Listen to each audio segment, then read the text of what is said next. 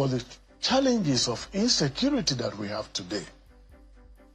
Of course, Nigeria, we have implemented community policing, which is hardly understood by people.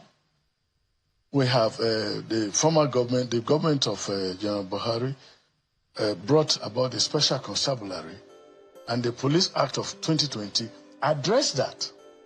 But the question is, these steps have not been tried. You have AIGs deployed to the zones. Have they been given that power to operate in their zones as they should? Of course, no doubt there is concentration of power in the center. But the experiences of the past, that our big political leaders, like the sage, Chief Awolowo, Sardauna, Tafawa Balewa, Zig, that in handling the issue of regional policing was difficult and there was problem. And then we come about one police force. One simple solution. Do you know why state police cannot work in Nigeria? Nothing. You need to understand that nothing that is built on this fake 1999 constitution is going to stand the test of time. None of it is going to fix Nigeria's problem. Because here is the thing. The way the power is centralized, concentrated at the center, but that fake constitution already defeated the purpose of the generalization of security in this sense.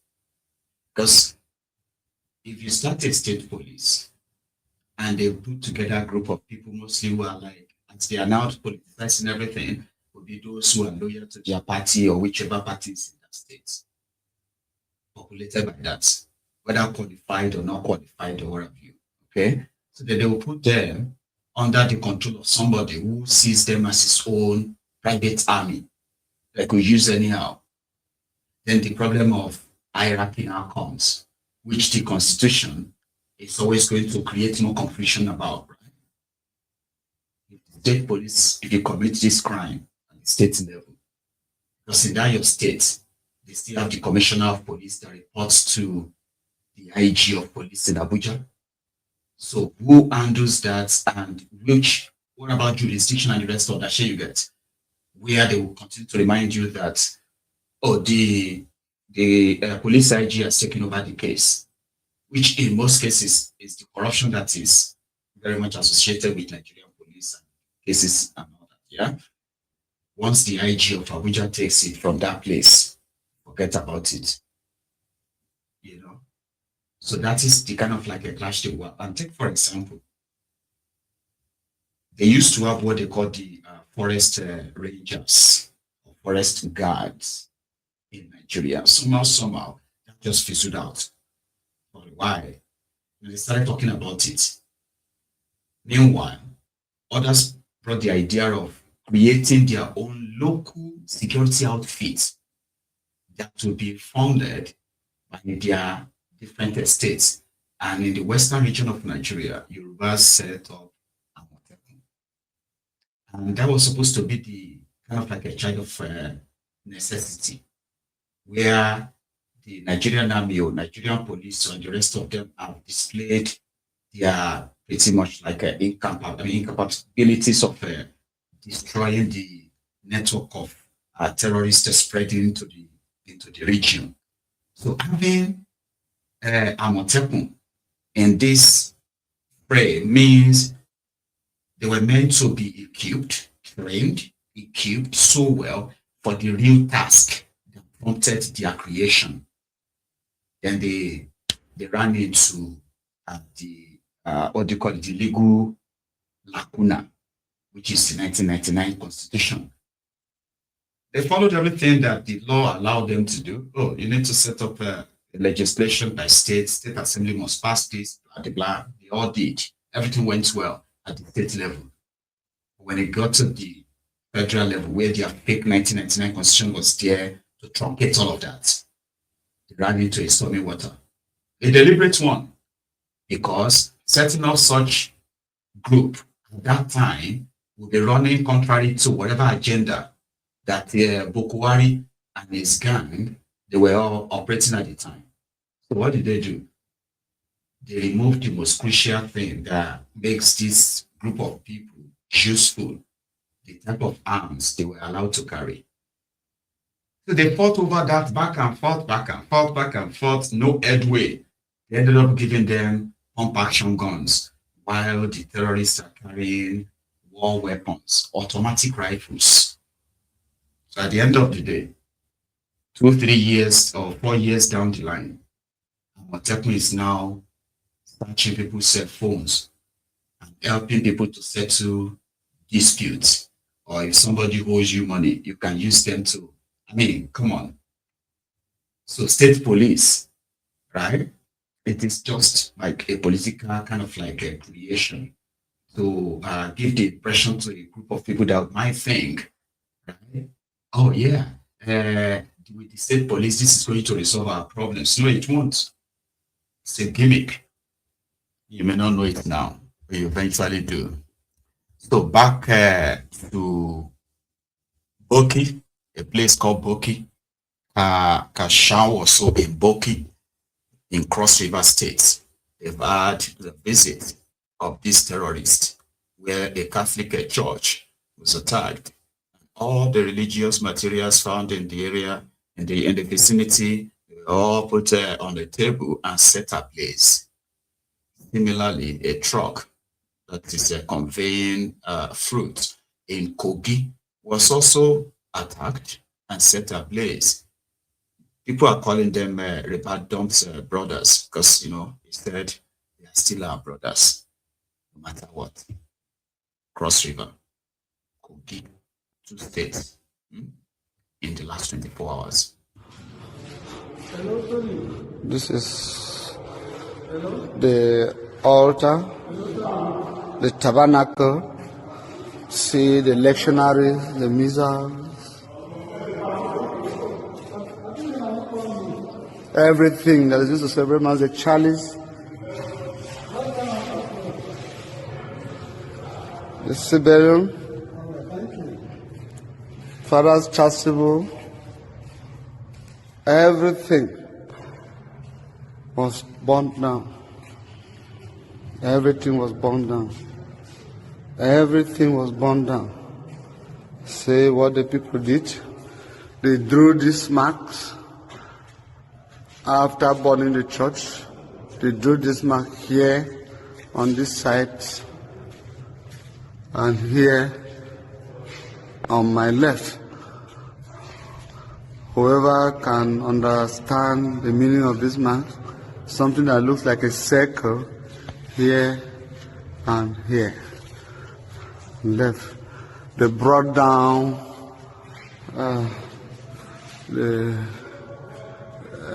what do you call it? The crucifix. Crucifix was burned down. Look at the position there, right in the ceiling. It was pulled down. They used a ladder and brought it down and got it burned. Everything they saw in the sacristy, they brought it out and got it burned. So this is sacrilege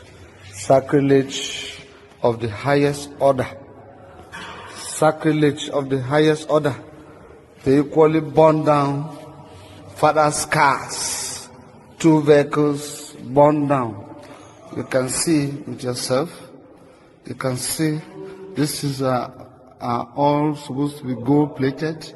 They were all burned down. You understand what I mean? You understand what I mean? You understand what I mean? So this is unbelievable. We can't believe our eyes. But well, we know that justice will be done. Our God is a God of justice. If we have offended anybody, even our priest, if he has offended anybody, well, time shall tell. Thank you.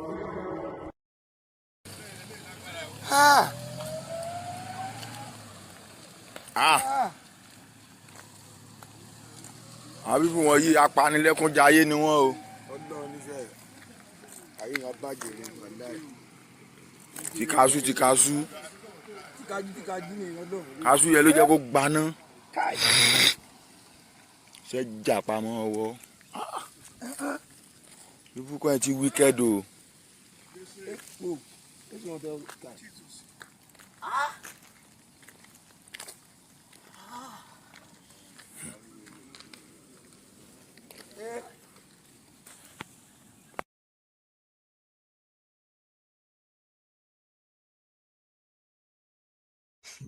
So somewhere in Yagba West in Kogi. The other one is in Boki in Cross River. Crazy. Meanwhile, in Kaduna, as well as thing in Lagos yesterday, we see how people there are protesting the death of Ayatollah of Iran. And it happened in Lagos and then it was in Kaduna, right? We support Iran! We support Iran! Yes to America! Yes to Israel! Yes to America! We support Iran! Yes to Israel! We support Iran!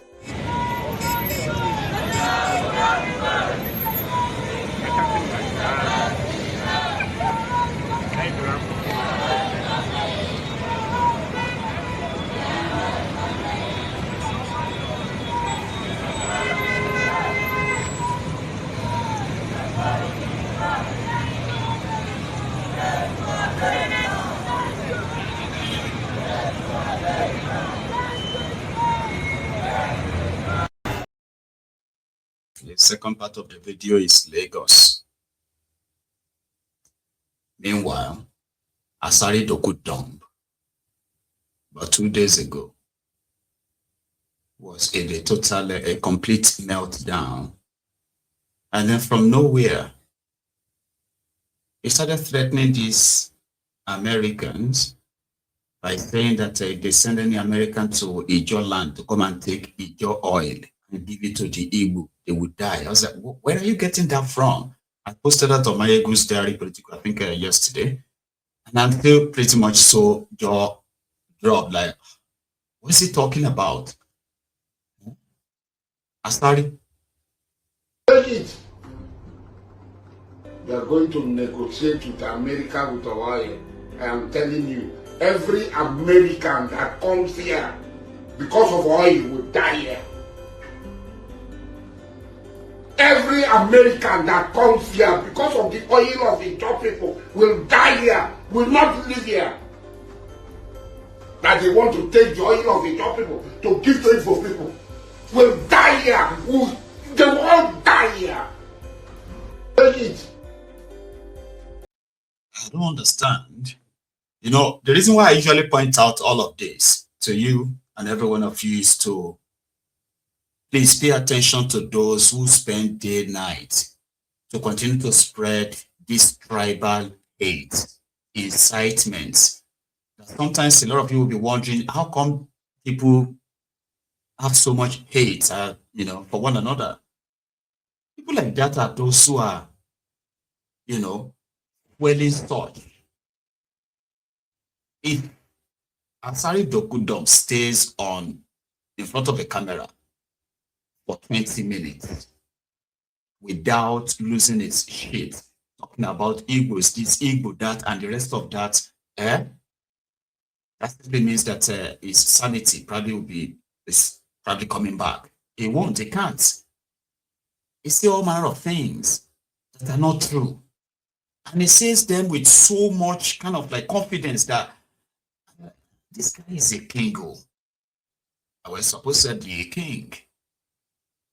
Americans are saying they want to go and fight terrorists in Sokoto and all these places. What is the business of the Igbos or Ijos with what America want to do in the northeast and northwest of Nigeria?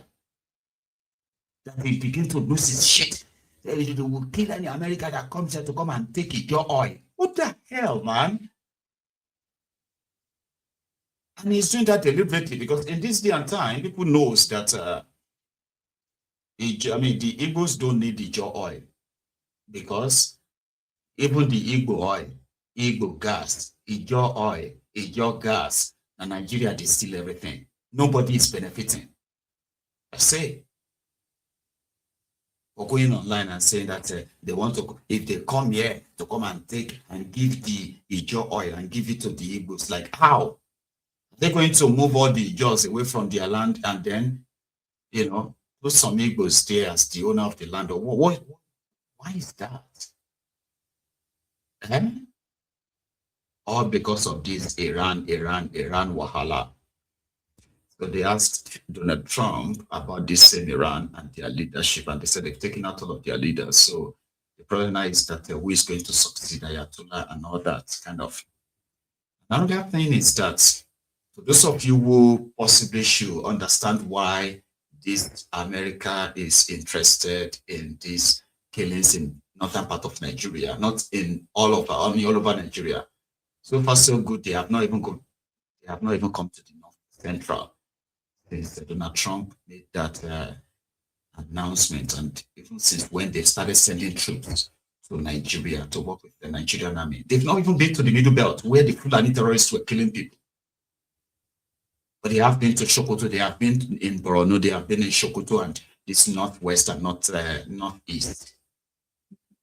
Primarily, one of the things that Americans are pushing in their Congress, or well, the report before Donald Trump right now concerning Nigeria, the one that continue to rattle those who claim to be defender of Islamic religion, the ones that have taken it upon themselves to keep threatening fire and brimstone, not knowing that they are actually indirectly defending the terrorists if they are being sincere with what Trump said and what they are trying to project. The Middle Belt and even the core north part of Nigeria have people who are non-Muslims, Christians. These states have what they call their Sharia laws that ordinarily shouldn't even concern non-Muslims. But we have had them convicted non-Muslims to death for blasphemy. And that will make you very much lucky. Like you're lucky if you are sentenced to death or convicted of it, rather than lynched by the fanatics on the street that will be shouting Allahu Akbar. The young woman gives us a bit of like an idea of what it is like to be accused of blasphemy in northern part of Nigeria. It is so flawed that all it takes for your neighbor to get you killed is for them not to like you and then come out and shout that you've insulted Prophet Muhammad. Nobody needs to actually verify or see you do that. No. That could be your death sentence. Here's the northerner. I want you to listen to it. Hello everyone, please I want you to help me engage in this page, this post, so that it can go popular and the right people see it, like the United Nations. Okay, first of all, in the northern Nigeria, if your neighbor hates you, if a person hates you, all they have to say is you blasphemed their prophet and you will be unalived immediately.